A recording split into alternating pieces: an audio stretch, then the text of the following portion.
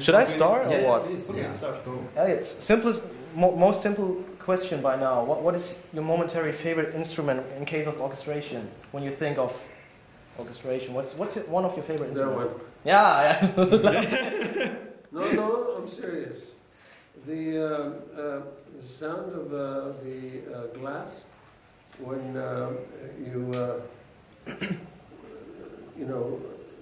rub it with dry hands. There was an American diplomat called Benjamin Franklin, and he invented an instrument called a glass harmonica. Yeah. Oh, yeah. And it plays like you move your foot like a sewing machine, you know? Okay.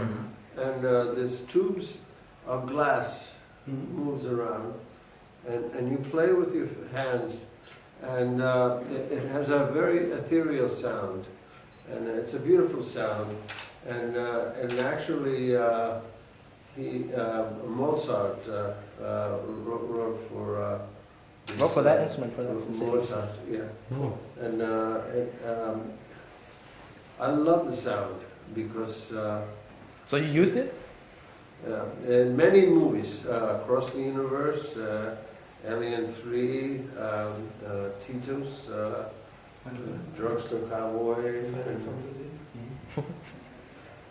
So when you started doing music, did you ever think about being innovative or very different with some of your project, or did that just came across with some stuff like Alien 3, because that's not what you get usually in film music. That's very different, Did you always wanted to do that kind of music? I started mainly writing in the theater. And in the theater, if 90 people show up, or a small theater, and you work with very, very avant-garde or experimental directors, you operate in that fashion. So the directors that asked me to work with, like David Fincher in Alien 3, he was expecting that type of music. He wasn't looking for a typical Hollywood sound. Yeah. As well as before that, I worked on a movie, A Drugstore Cowboy, with Gus Van Sant, and he also was expecting something that was unlike Hollywood or some European composers. So in those projects, is there still, or nowadays, is there still inspiration for you? Because that's something that is missing today, I guess. The inspiration you get when you sit in front of a movie, you're just doing standards, or is there still inspiration? Or do you just let go when you write? Oh, I don't trust inspiration. Never trust a prostitute, and never trust inspiration. Those are the two things we have to keep in mind. Because they both carry a knife. So that's very important to rely on technique and honesty in terms of your approach to the movie and your honesty is the most important thing. Honesty. Yeah. Speaking of technique, your music has a very organic quality, like it's coming from the guts, really. So how do you achieve this, writing music? I asked my dog.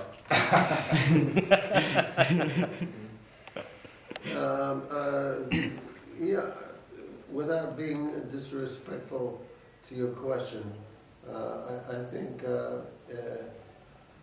you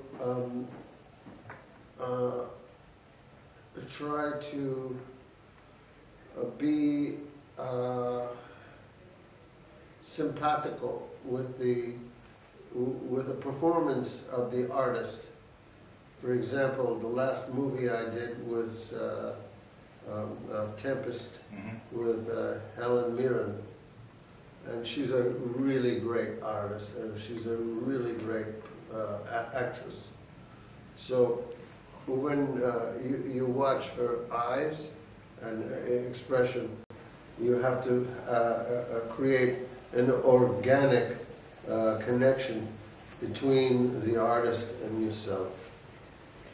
Particularly about the Tempest, for me it was like an operatic approach to the theater, no? With songs and all the experimentation with words. You came from completing Grendel a few years before. Yeah. Is this thought correct? I mean, this operatic approach to Shakespeare in this Tempest?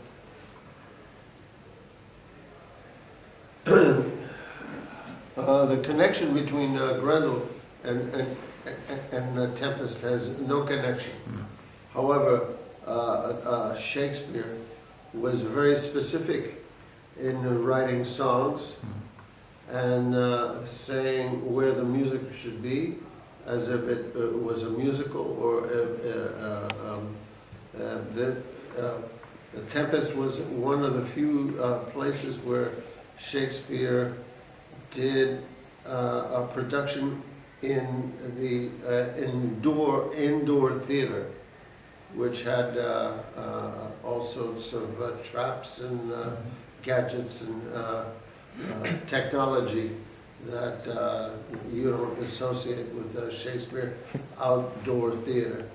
So he specifically states where each song should be. The only thing I did was two things extra. Prospero's last speech I set to music. Yeah. And also I used work from another play, O Mistress Mine, earlier. That was originally from a play called Twelfth Night.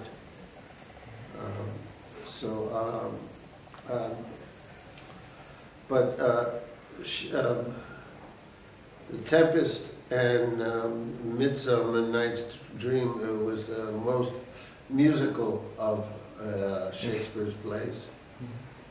Of course, I set Othello as a ballet, but specifically Shakespeare was very careful in specifying where the music should be. Even the orchestration. He said, this character shows up with drums and flutes, etc., etc.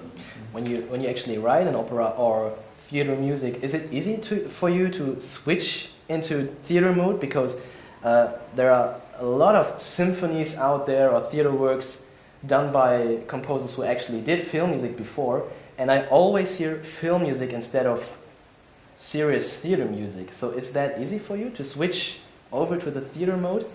I think you did that Fire, Water, Paper, that thing before. Is it easy for you to switch into theater mode without sounding film-esque? Well, in film, you have to take into account that you have a collaboration situation with the picture, the director, the picture. And when you're doing a personal work, that one obstacle is eliminated, so it becomes completely personal. Whether it sounds like film music or not is up to the listener. For example, for me, I